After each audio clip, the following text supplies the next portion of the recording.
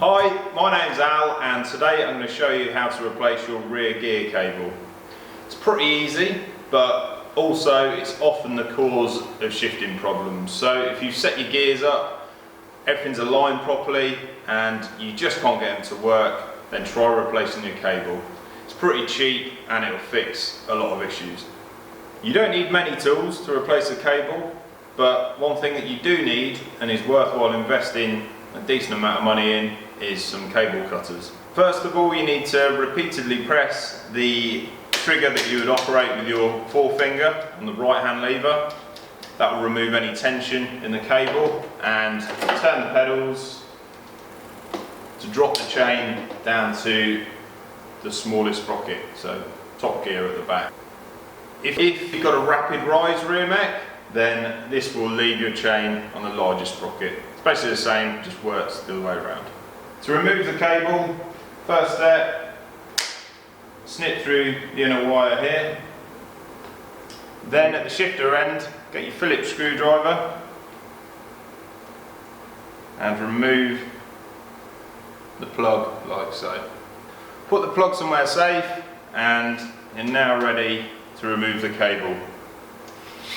Just pull the inner wire through the shifter, pop it in the bin, ready to replace it. Grab your 5mm Allen key and slacken the pinch bolt on the rear mech to remove the tag end of the old cable.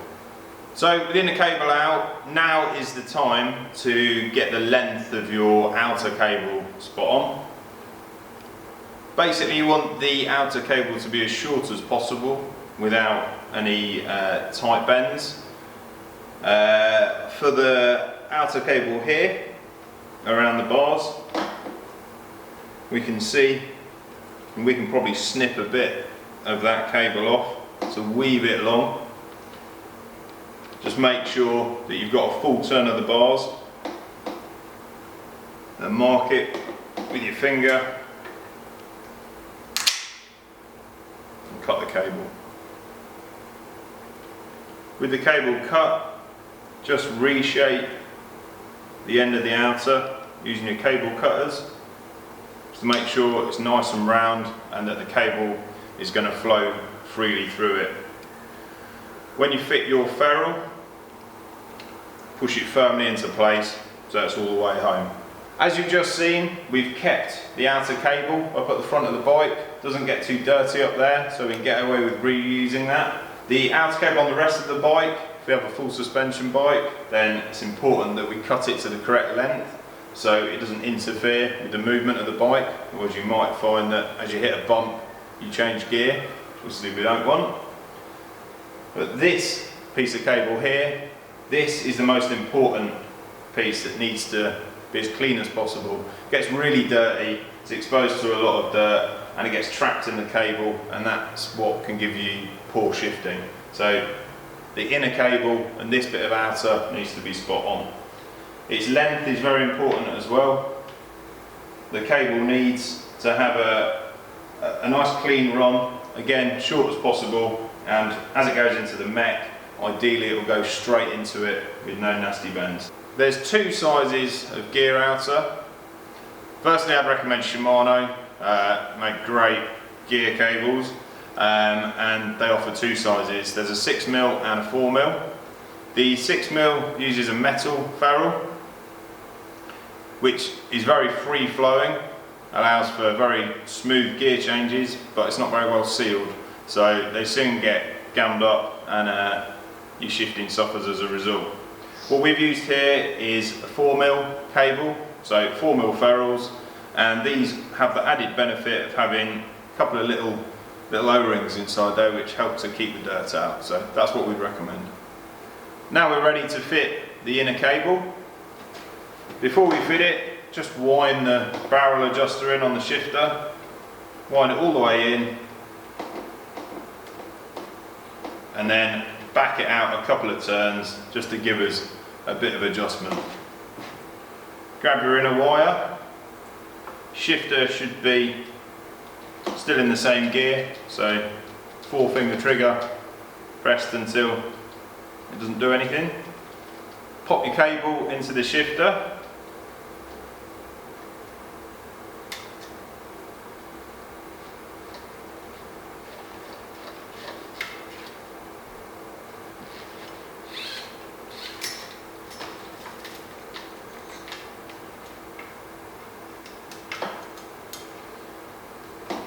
make sure the cable's all the way in, and then we can refit our little blanking plug screw. So in that goes. We've fitted the first bit of outer into its stop, and now's the time if you want to add any cable donuts onto the cable, just to help keep down any noise.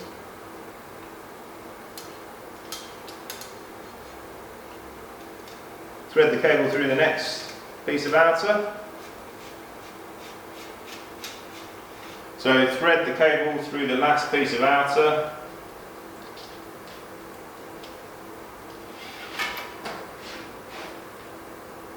And through the cable clamp.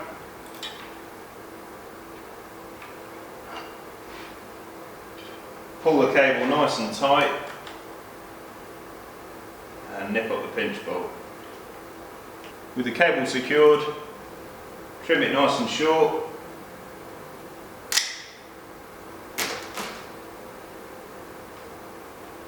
Bit of crimp. And crimp it onto the end of the cable. With a shadow mech like this, you want to bend the tag end away from the wheel, otherwise it can ping on the spokes. Before we fine tune the tension of the cable to get the gear indexing spot on, we're just going to bed the cable in. So grab the inner wire, give it a good pull, and that'll seat the ferrules on the outer cables fully home. So any slack in the system will be apparent, and we can take that out just by using the pinch bolt on the rear mech. So just undo the screw, pull the cable through nice and tight, nip it back up.